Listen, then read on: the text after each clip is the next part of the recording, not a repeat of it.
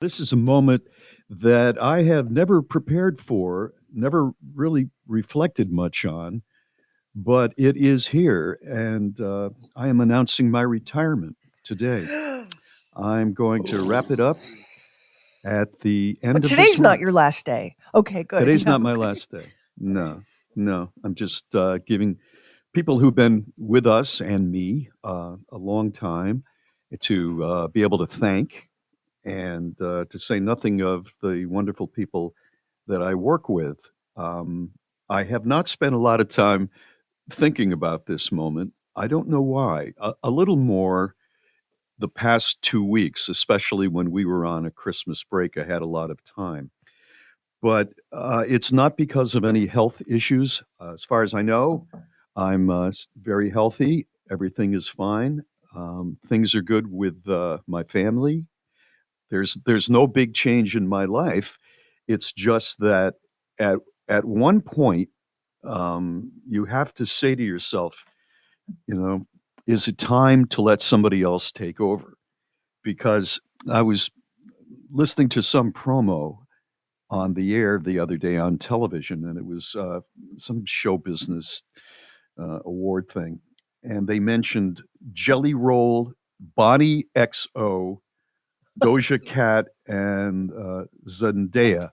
I have no idea who they are. I have absolutely no idea who those people are. And if you do what I do, what we do, and you're not familiar with Bunny XO, you need to find out about Bunny XO. But I just don't want to at this point in my life. I'm just going to be honest. No, I love the honesty. You just don't want to, Thank and you. I don't. that's your I prerogative. wish Bonnie XO all the best. But at one point, you start to sound a little foolish, and I don't want to arrive at that point. Let me just say at the top here, and I'm going to be forced to talk about this for the next couple of weeks at least. I have been so blessed.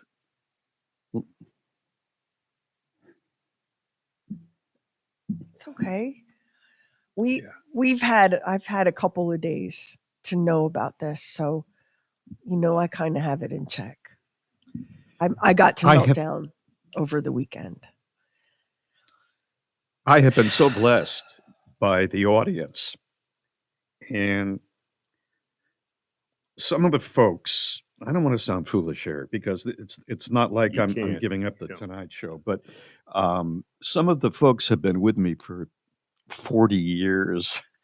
That's that's a long time to put up with Bob Lacey, and I can't thank you enough. I mean, I started when I was a teenager, and here we are, and especially the Bob and Sheri listeners over the last 32 years. It is just amazing to me when I bump into a listener who says, "I remember when your daughter was born. What is she doing? I remember when you guys were on the air when the Twin Towers were hit, and you were the only thing that was keeping me up to date because our local station, whatever, didn't have a news department."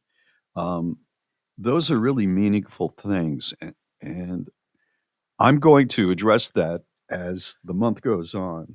But at this moment, I just want to thank the audience because they have touched me so deeply, saying so many wonderful things about the show and my quirks and my sense of humor. They've always built me up. Um, and I don't look at them as this mass of people that are all faceless. I look at them with such thankfulness is what it comes down to. I've met so many of our listeners, along with Sherry and Max and Lamar and Doc too, and even Heather, because this is a show that has traveled and shook hands all over the country, from Alaska to New England, throughout the Midwest and the South. over all these many years. You are not faceless people. You are our friends. And as I call it a day, I just want you to know how much I appreciate you. So that's it.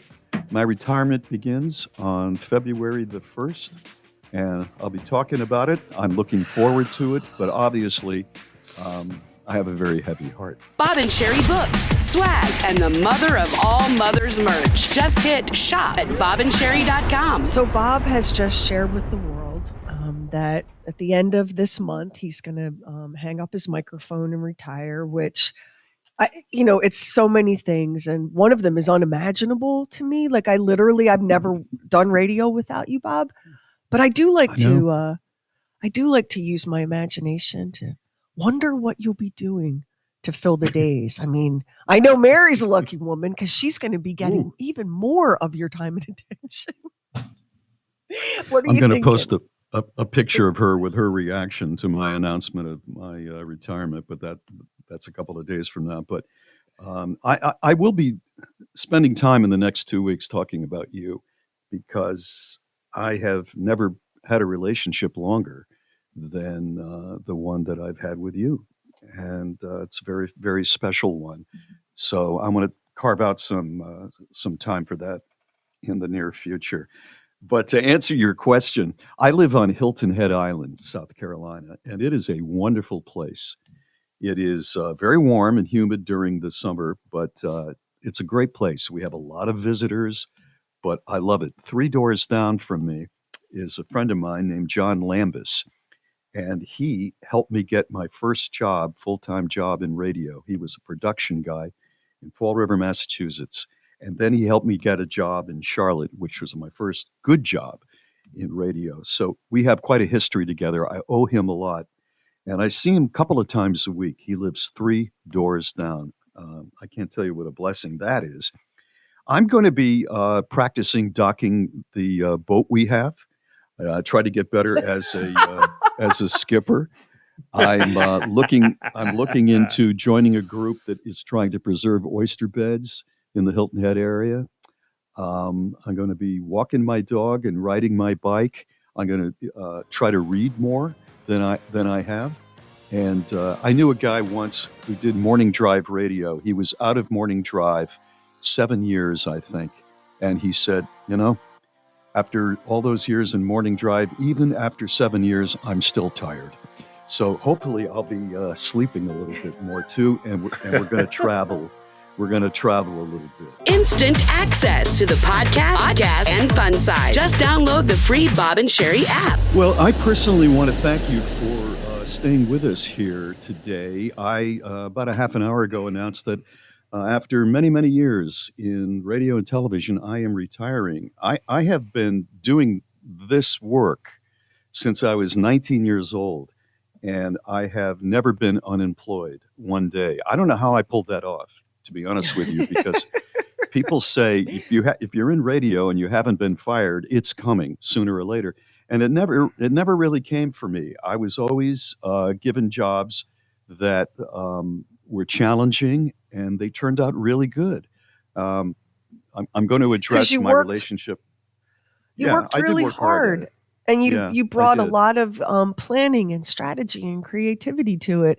And they did try to fire us. They did try. They just weren't as good at it as they couldn't quite. The audience would not allow it, is what it came down to. I'm going to talk about my relationship with, especially, all of the people that I work with have been so wonderful. We've been together so long. But obviously with Sheri, we go back 32 years at least. And that's quite a lot of time. So I want to save, over the course of the next 2 or 3 weeks, I want to save a little bit of time to specifically talk about Sheri. But the show, if you're wondering, and you've been with us for a long time, the show is going to continue. The Bob and Sheri show is going to continue. And there was a reason that Lamar came on full-time about a year ago. I had not decided at that point that I was going to retire, but I talked with Sheri and I said, I think we need to embrace Lamar.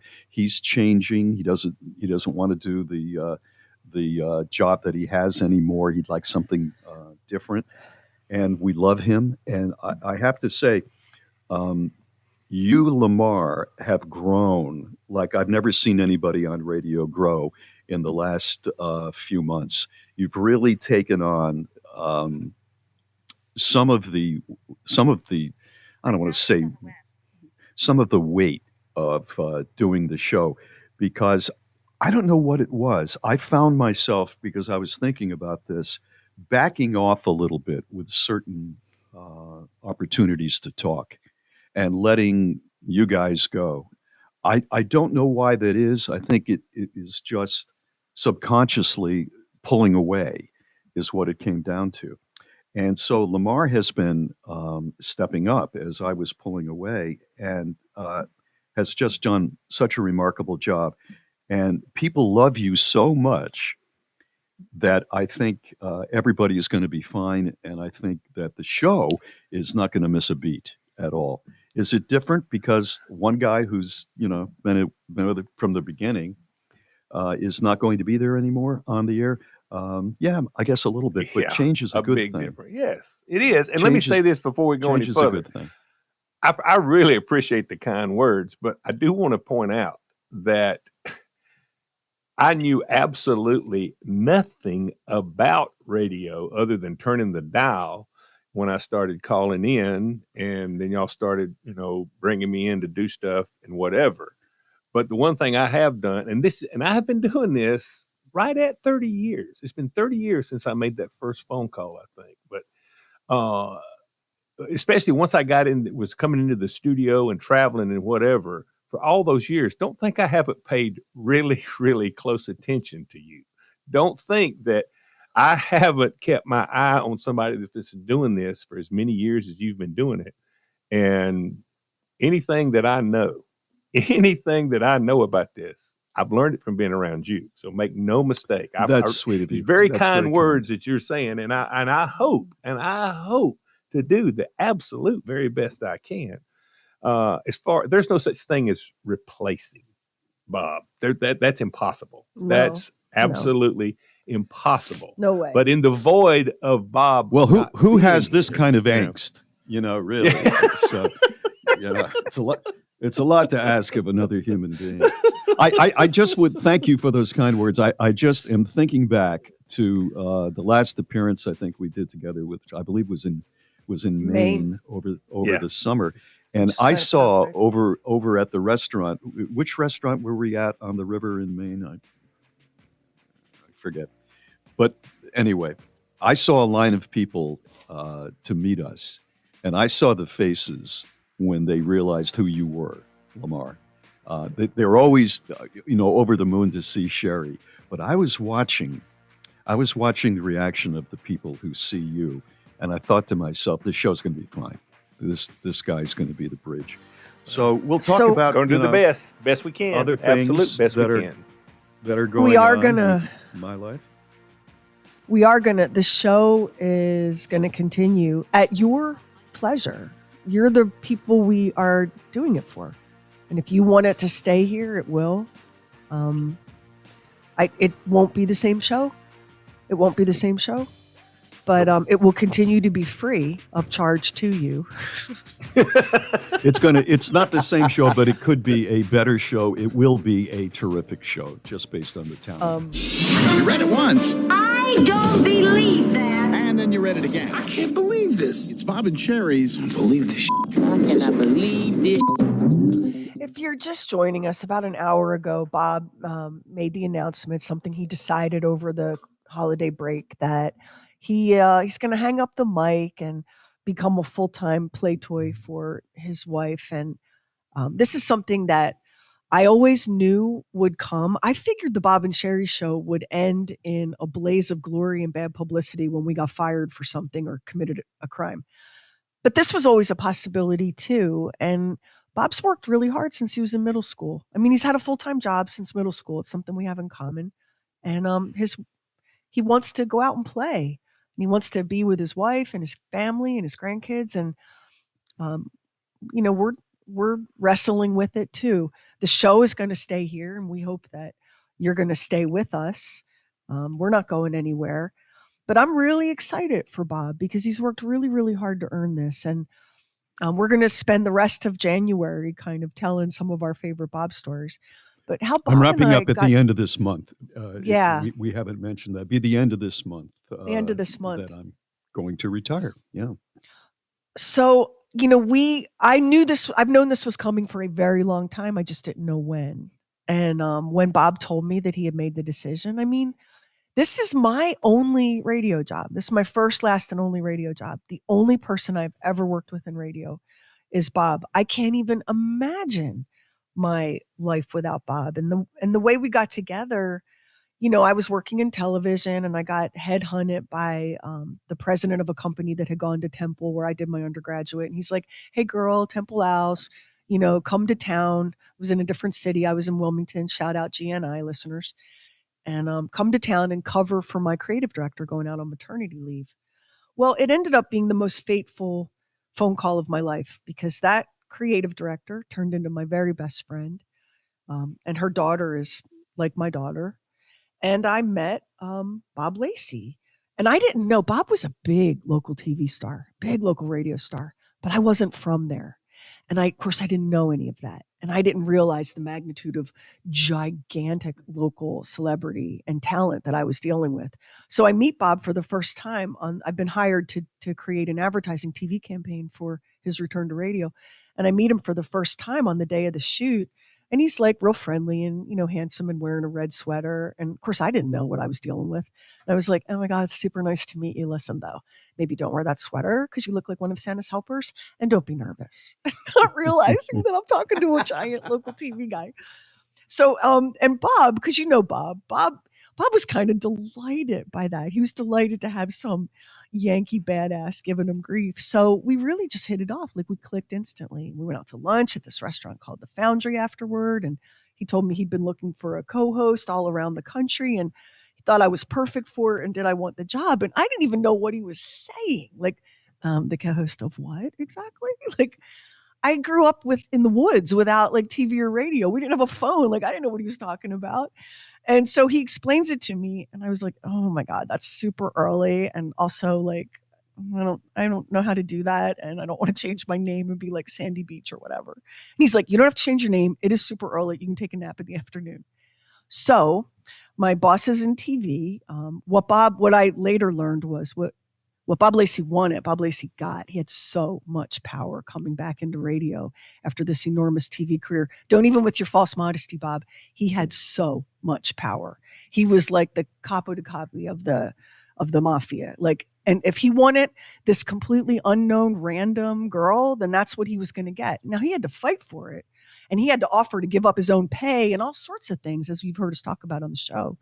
But he got it, and I worked in TV and in radio for a long time. I did my radio thing in the morning and then went and did TV and then eventually went to radio full time. But I can tell you that when I met Bob, I felt like all the tumblers click into place. The way you feel when you meet your soulmate. Because we always think soulmates are going to be romantic partners. But when I met Bob, everything clicked. And there was this voice in my head that said, "There you are. Now we can get started."